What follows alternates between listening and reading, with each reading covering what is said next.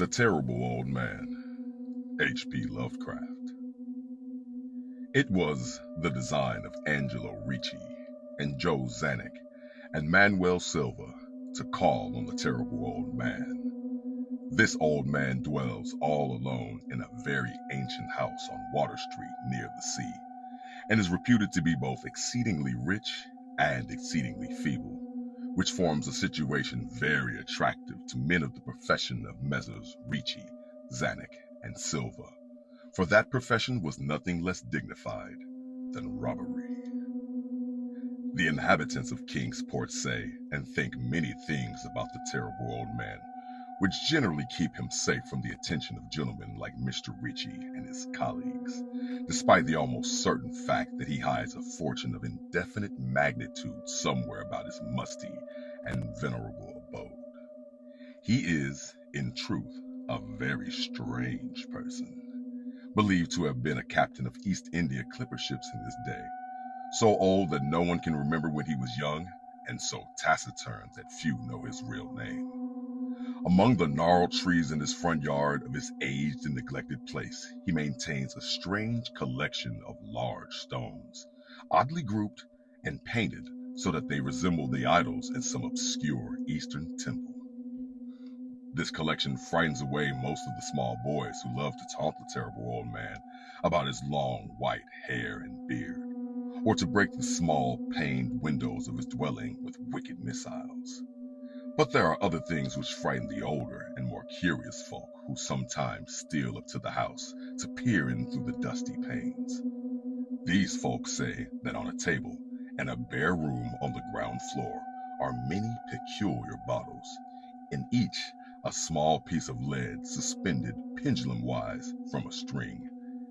And they say that the terrible old man talks to these bottles, addressing them by such names as Jack, Scarface, Long Tom, Spanish Joe, Peters, and Mate Ellis, and that whenever he speaks to a bottle, the lead pendulum within makes certain definite vibrations, as if in answer.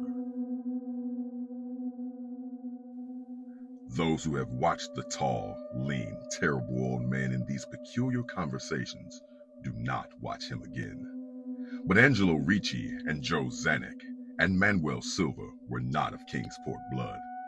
They were of that new and heterogeneous alien stock which lies outside the charmed circle of New England life and traditions.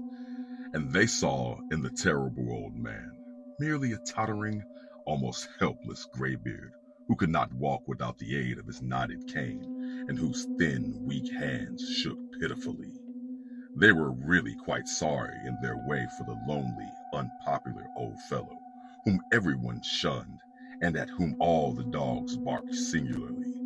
But business is business, and to a robber whose soul is in his profession, there is a lure and a challenge about a very old and very feeble man who has no account at the bank, and who pays for his few necessities at the village store with Spanish gold and silver minted 2 centuries ago.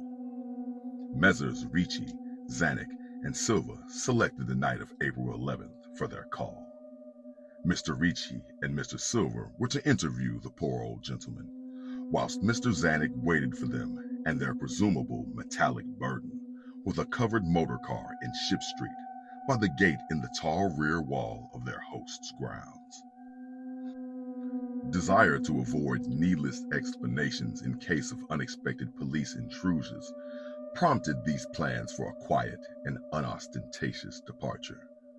As prearranged, the 3 adventurers started out separately in order to prevent any evil-minded suspicions afterward. Messrs. Ricci and Silva met in Water Street by the old man's front gate, and although they did not like the way the moon shone down upon the painted stones through the budding branches of the gnarled trees, they had more important things to think about than mere idle superstition.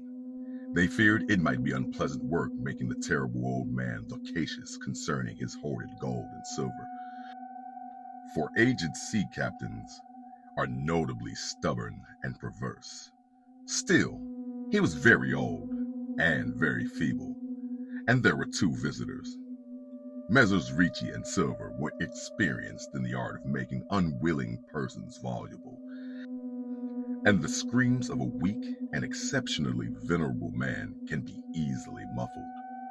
So they moved up to the one lighted window and heard the terrible old man talking childishly to his bottles with pendulums. Then they donned masks and knocked politely at the weather-stained oaken door. Waiting seemed very long to Mr. Zanuck as he fidgeted restlessly in the covered motor car by the terrible old man's back gate in Ship Street. He was more than ordinarily tender-hearted, and he did not like the hideous screams he had heard in the ancient house just after the hour appointed for the deed.